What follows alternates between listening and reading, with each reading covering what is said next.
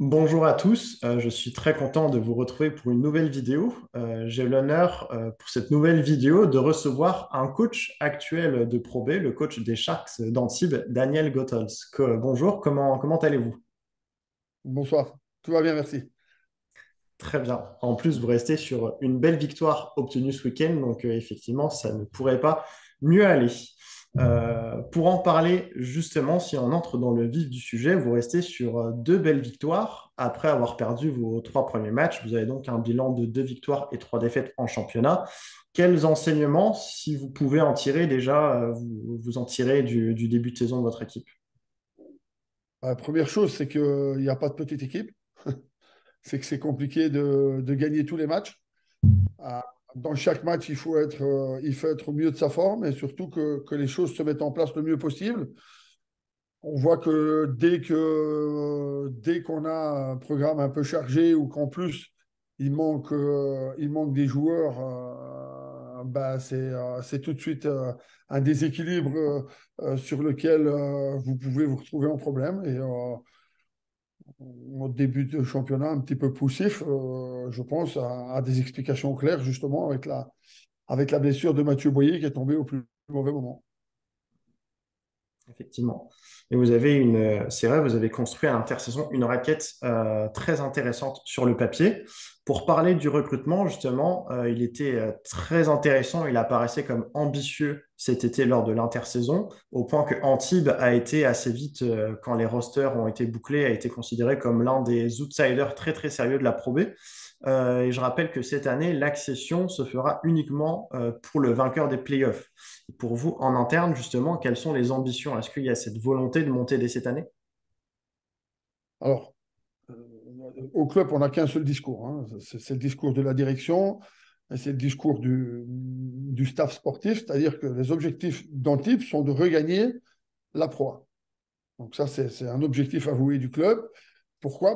Tout simplement parce que je pense on a déjà des infrastructures qui s'y prêtent. Il y a déjà un historique qui s'y prête, un club qui est passé beaucoup plus longtemps en Pro A qu'en Pro B.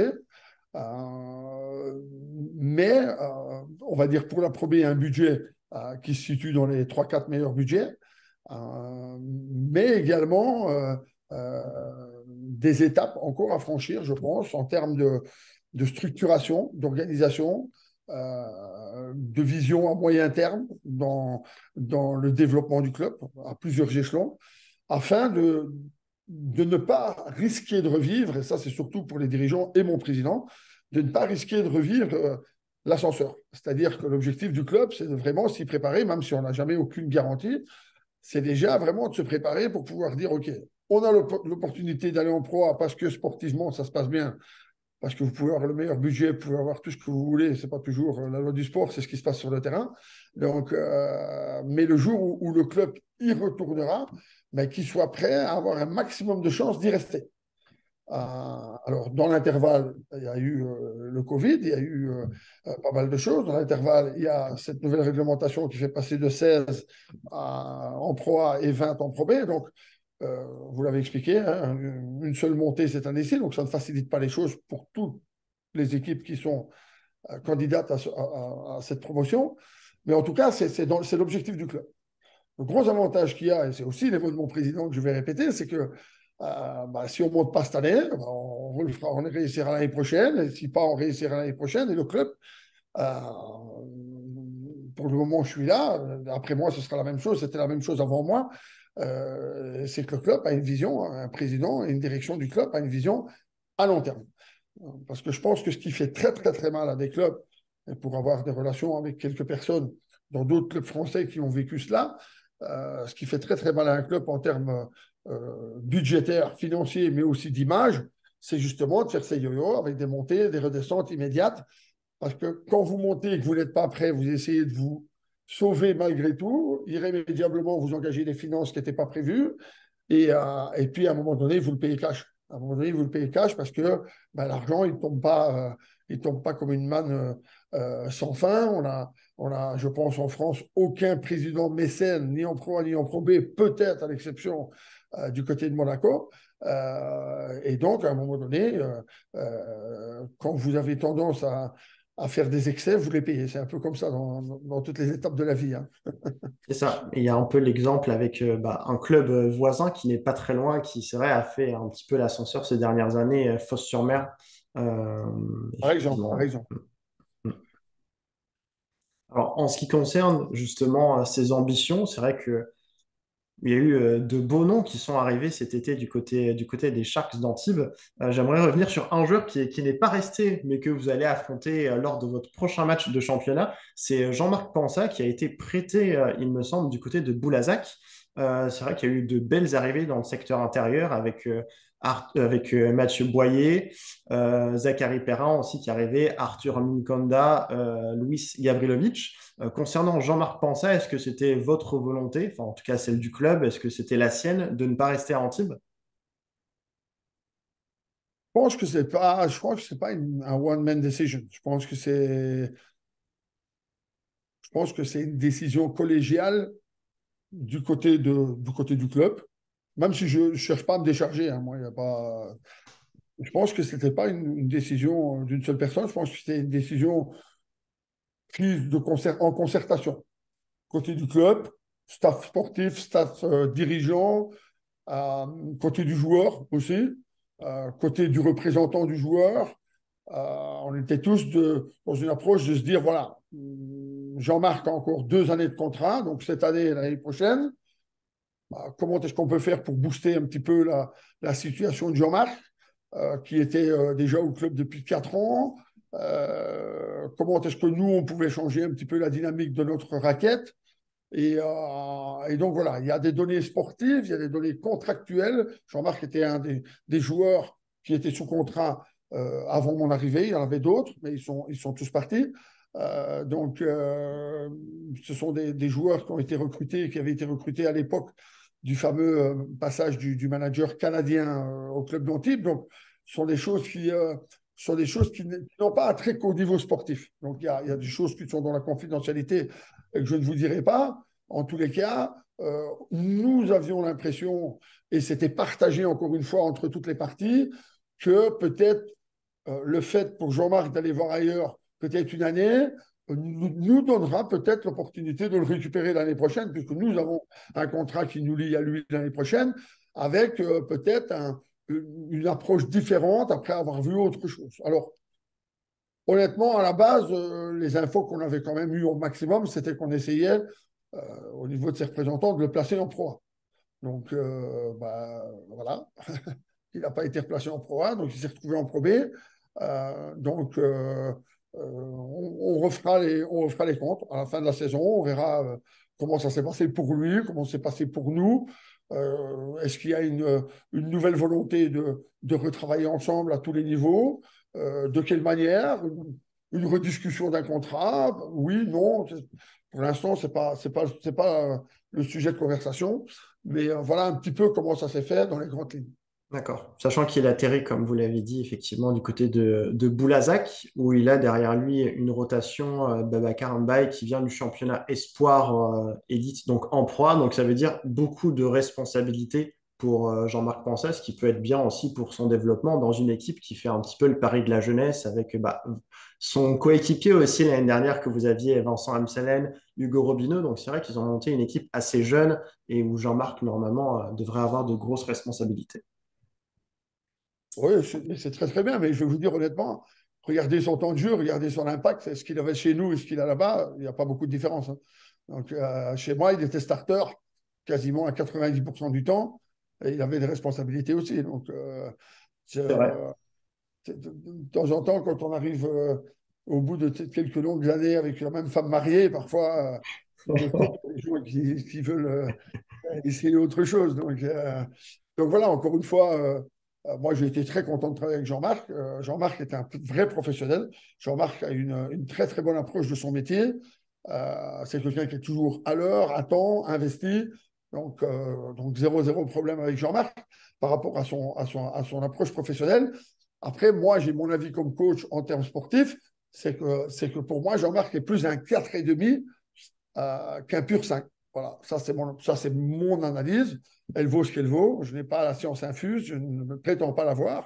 Donc, je voulais construire cette raquette avant tout avec un véritable poste 5, d'où notamment l'arrivée de Mathieu. Mm, mm. Exactement. Et oui, pour en revenir à vos joueurs effectivement actuels, une belle raquette également, qui fait place également à un prospect. D'ailleurs, vous êtes confié à son sujet récemment, qui est Zachary Perrin. Alors, je ne vais pas vous poser trop de questions sur Zachary, ce qui a déjà été fait auprès d'autres médias, mais est-ce que très rapidement, vous lui voyez plutôt un avenir côté type basket NBA ou plutôt EuroLeague?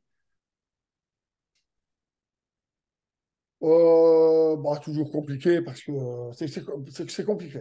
C'est compliqué parce il a des aptitudes qui, je pense, peuvent se marier aux deux types de jeux.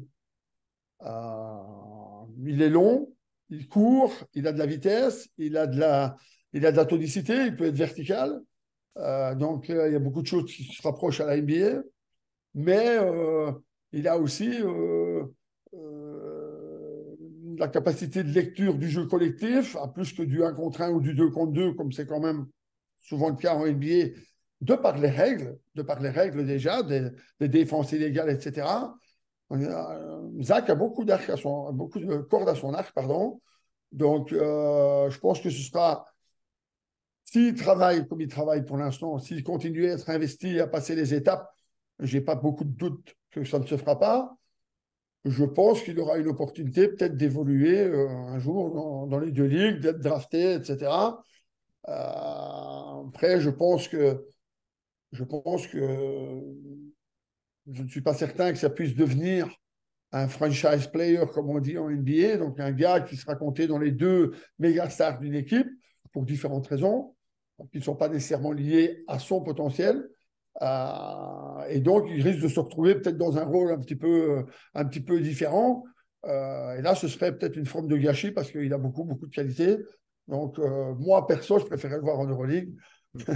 Et, je ne suis pas anti-NBA, loin de là.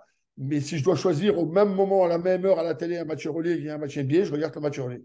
Donc, voilà, l'approche tactique est beaucoup plus en phase avec ce qu'on fait en Europe, et avec ce que je retrouve au quotidien. Donc, euh, donc voilà. Euh, mais je pense qu'il a des qualités pour aller des deux côtés, mais il a encore beaucoup, beaucoup de travail, et il le sait. Ouais.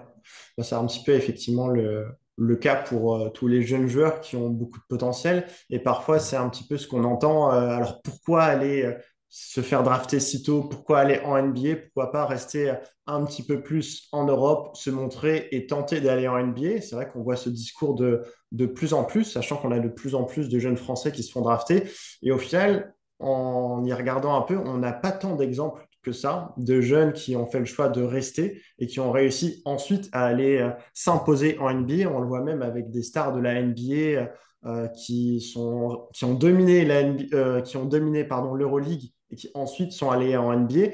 C'est vrai que c'est compliqué. Alors, qu'est-ce qu'on fait au final par rapport à ça? Est-ce qu'il vaut mieux se faire drafter tôt et avoir sa chance tôt parce qu'on a du potentiel, parce qu'on le voit là cette année avec Vasilije Micic, du coup, qui a été MVP de l'Euroleague, il n'a pas forcément sa chance du côté de Casey et ça n'a pas été le seul.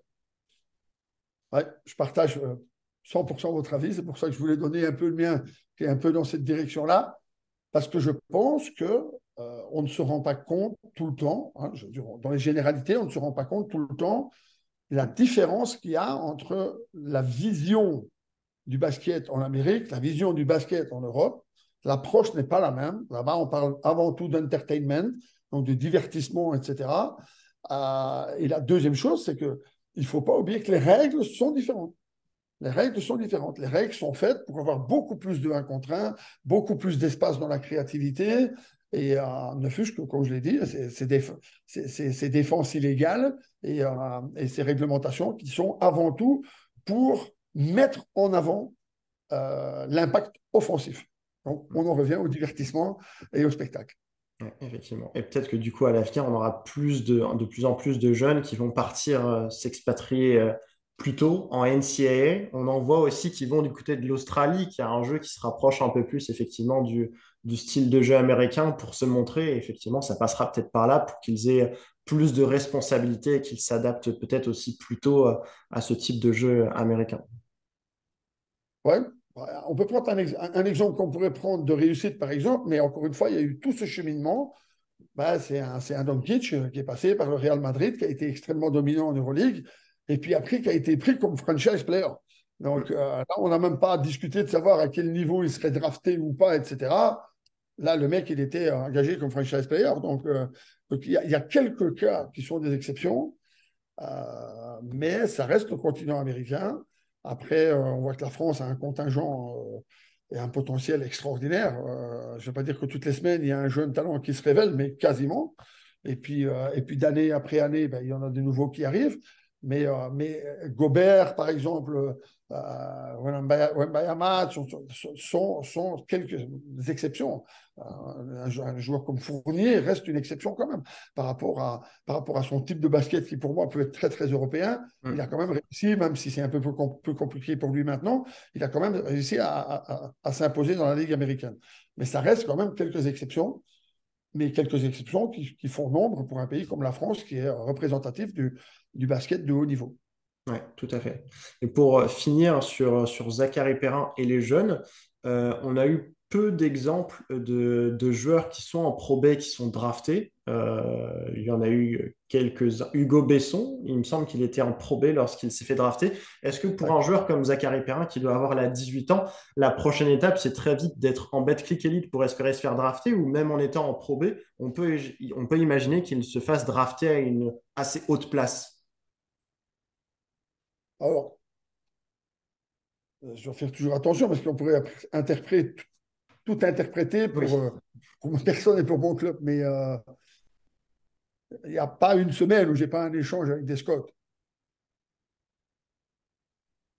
Donc, pour moi, oui, peut-être que s'il était en Pro A, on en parlerait d'une manière différente, etc. Mais est-ce qu'il était en Pro A, il aurait des matchs à 27-28 minutes déjà comme il a eu cette saison. Ça, Probablement c'est pas. la Ouais. question. Ça, c'est la question. Donc même un club comme le mien, où on a une forme d'ambition, on a commencé l'émission comme cela, j'ai de la place et j'ai fait de la place, nous avons fait de la place pour justement lui donner l'opportunité d'avoir un spot. Alors au tout début, ce n'était pas écrit à 100% qu'il serait starter, mais en tout cas, j'ai fait une équipe en me disant, il va peut-être pouvoir avoir la place de starter, et suivant ce qu'il nous montrera, pardon, on adaptera et on peaufinera les choses. Donc, je ne suis pas à 100% convaincu que le fait d'être en Pro B va le mettre plus bas dans la draft que d'être en Pro A. Parce qu'il est suivi. Il est suivi, il y a des gens qui viennent, il y a des gens qui me contactent. Moi, j'ai voyagé beaucoup, beaucoup sur Las Vegas pendant les étés. Donc, j'ai croisé quelques coachs français, notamment, hein, Jean-Denis Choulier, qui est à Roanne et qui est un assidu là-bas. Donc voilà, j'ai pas mal de contacts avec des scouts NBA, avec des recruteurs NBA, et dans beaucoup d'équipes là-bas. Donc je pense qu'il est suivi d'une même manière, et peut-être même un petit peu plus parce qu'il a une exposition. Encore une fois, peut-être que s'il était en Pro A, il serait starter, il jouerait 30 minutes aussi avec un de mes collègues. Mais bon, dans une année où il y a 3 descendants, voilà. Compliqué, ouais. Mais c'est très intéressant puisque ça peut montrer à d'autres jeunes joueurs français que c'est pas forcément la peine d'aller faire le 11e, 12e homme sur un banc de Betclic Elite et que en redescendant d'un étage en Pro B, vous pouvez avoir plus de temps de jeu puisqu'on a de plus en plus de clubs de Pro B qui donnent du temps de jeu à des jeunes pour diverses raisons.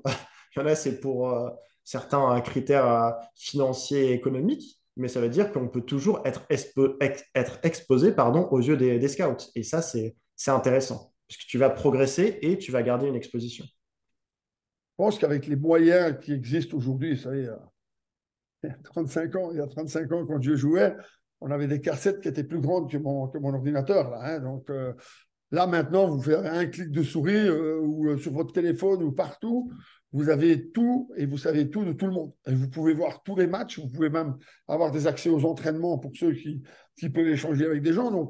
Moi, voilà, moi, j'ai déjà des gens qui sont venus voir des entraînements.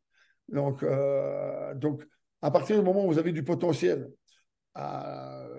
je pense que c'est de plus en plus difficile de ne pas être pris par les radars. Vous voyez, avant, il y avait beaucoup d'oublis, beaucoup de gens qu'on n'avait pas, qu'on avait sous-estimés.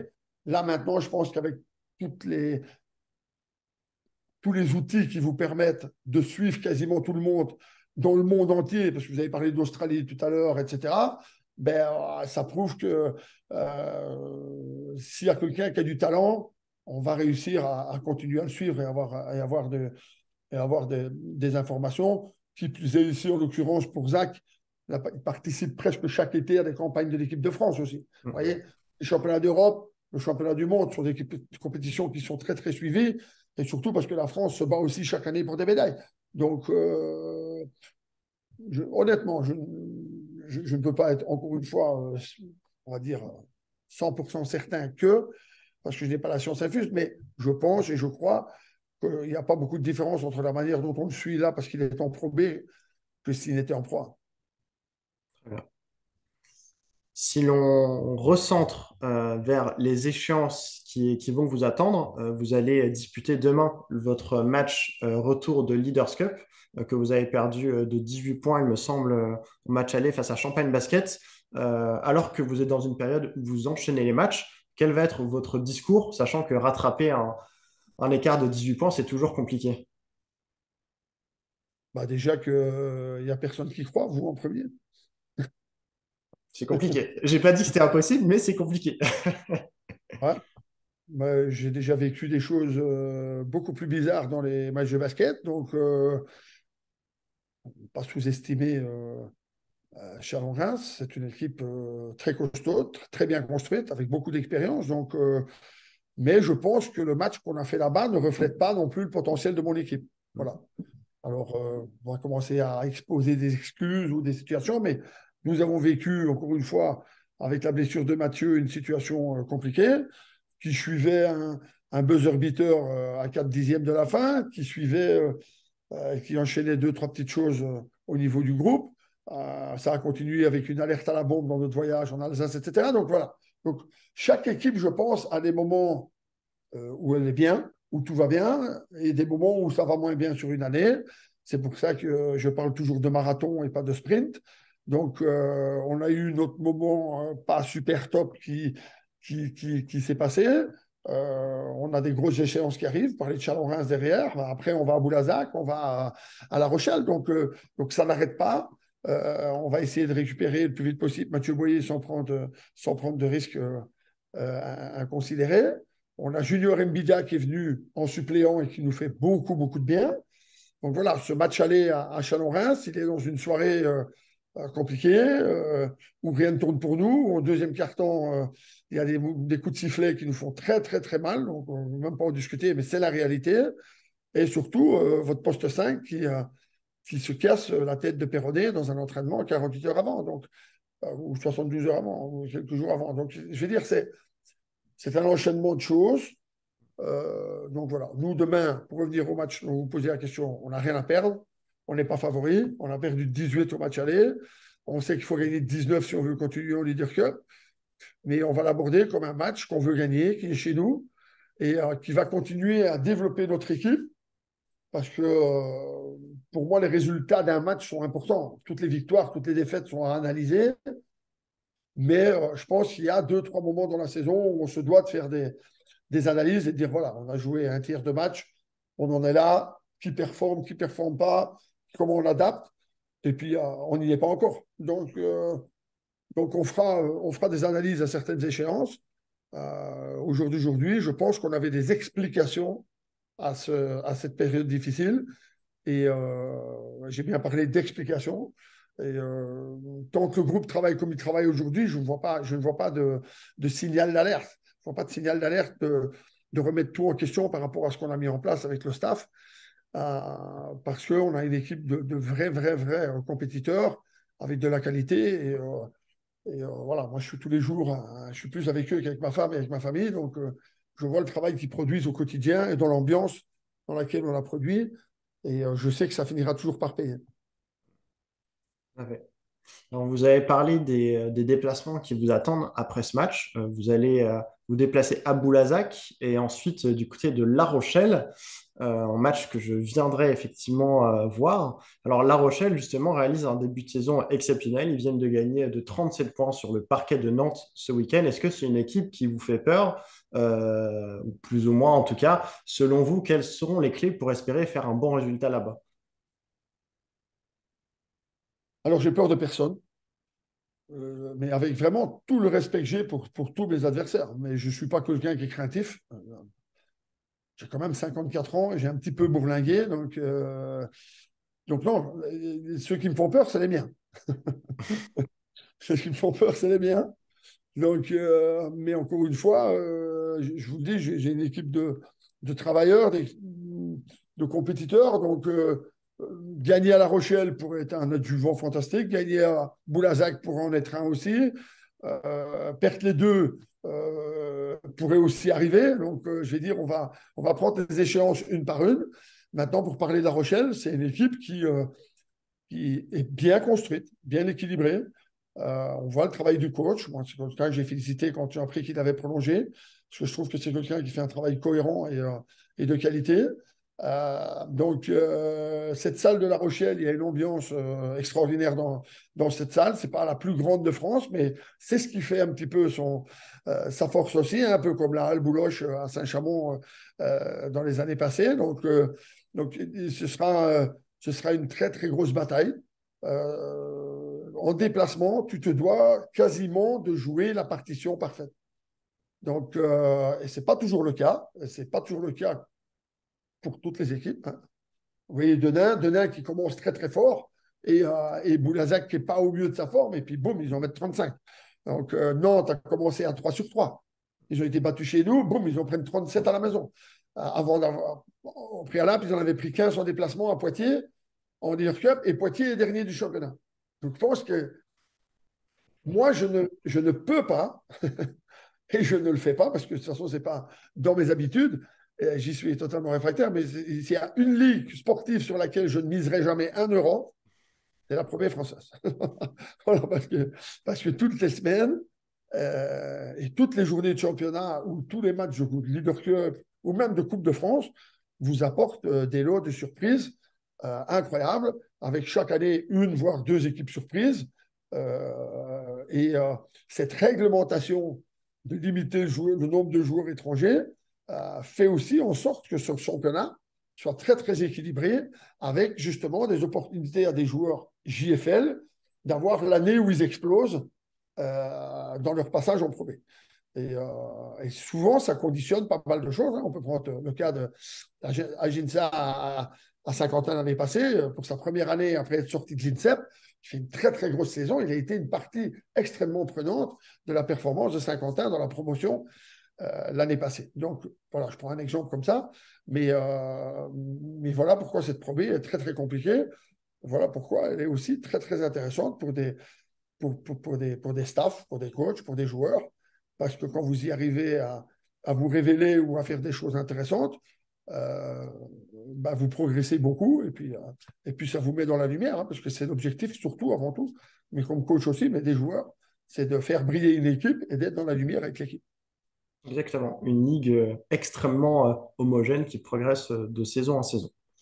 Alors, pour terminer cet entretien, j'ai recueilli sur mon compte Twitter une petite liste de questions que des supporters de différents clubs de Pro B voulaient vous poser. Donc, j'en ai extrait quelques-unes. Donc, la première qui vous concerne, parce que vous avez dans votre effectif Zachary Perrin, Arthur Minkonda, et que l'année dernière, vous aviez Vincent et Jean-Marc, par exemple, c'est quel est l'intérêt d'avoir des jeunes joueurs dans des rosters de Pro B? Alors, l'intérêt premier, c'est de créer une forme de mixité. Donc, vous avez droit à 4 étrangers. En général, bon, ben, la plupart des clubs les prennent. Puis, vous allez avoir, en général, 2, 3 routiniers de Pro B, hein, des joueurs qui ont soit joué en Pro A avant et qui redescendent, soit qui n'ont jamais joué en Pro A mais qui ont fait toute leur carrière en Pro B.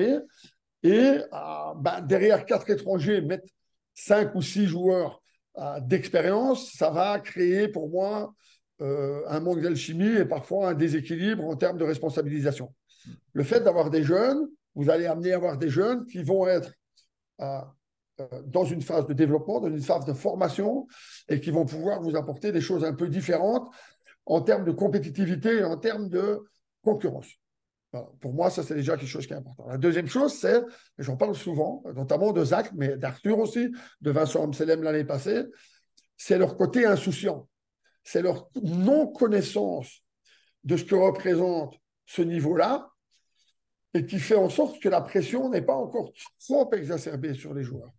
Donc, quand tu es dans un environnement que tu connais, où tu sais que c'est extrêmement difficile de t'imposer et que tu as vécu plusieurs fois l'échec, ça va être compliqué de réussir à passer les étapes. Ici, en l'occurrence, ils arrivent, ils découvrent, ils ont des périodes bonnes, moins bonnes, plus difficiles, mais ils ont la capacité de rebondir toujours parce qu'ils n'ont pas un vécu très long dans la division. Et je termine par ce côté insouciant, c'est aussi parce qu'à un moment donné, ils ne sont pas encore touchés par ce qu'on peut appeler la forme de pression du résultat et l'obligation du résultat, parce qu'on va passer plus facilement un jeune certaines erreurs qu'à quelqu'un qui a de l'expérience ou un étranger qui se doit absolument de performer. On voit rarement un jeune pointé du doigt, vous voyez ce que je veux dire? Oui, oui, oui, tout à fait. Ouais. Ouais, ouais. Très bien. Une deuxième question. Que pensez-vous de la limitation du nombre d'US et qu'est-ce que ça change pour vous sur le recrutement?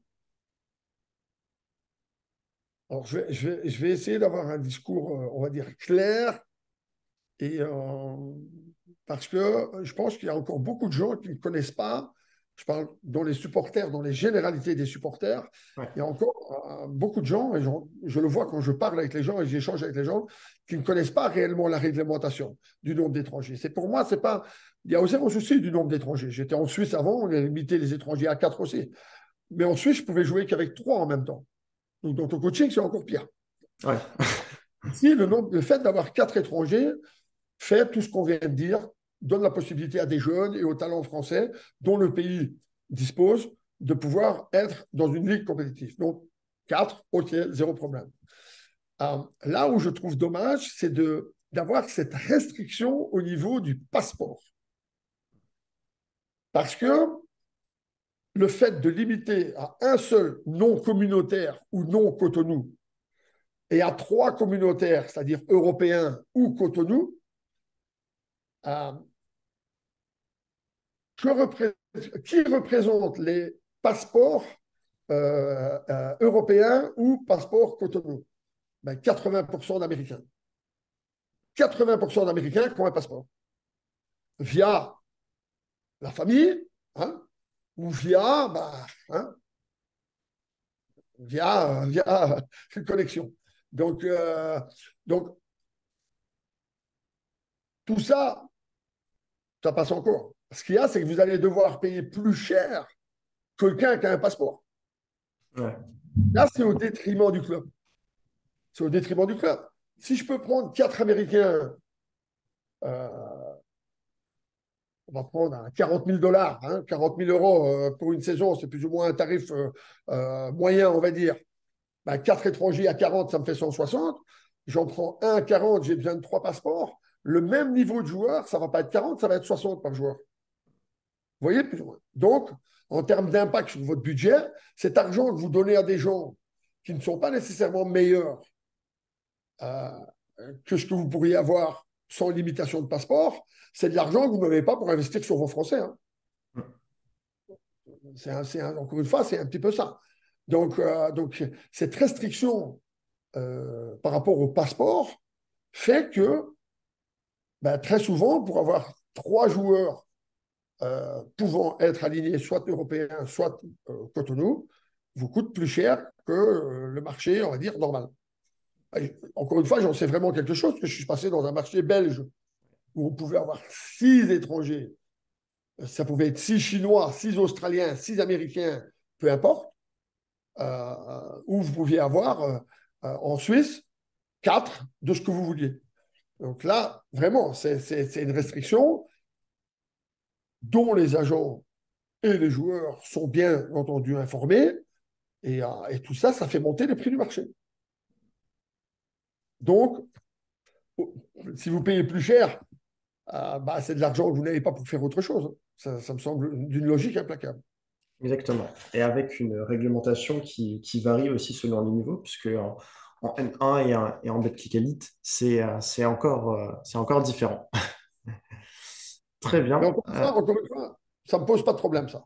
Parce que qu'on dise, voilà, la Betclic est la vitrine du basket français, Oui. la Pro B est la vitrine du basket français développement, Ouais. avec les joueurs, parce que le pays possède un réservoir de JFL plus qu'intéressant. On le voit encore une fois dans toutes les compétitions de jeunes pendant les étés, etc. Donc, moi, je n'ai pas du tout de souci avec ça. C'est pour ça que j'ai des jeunes aussi.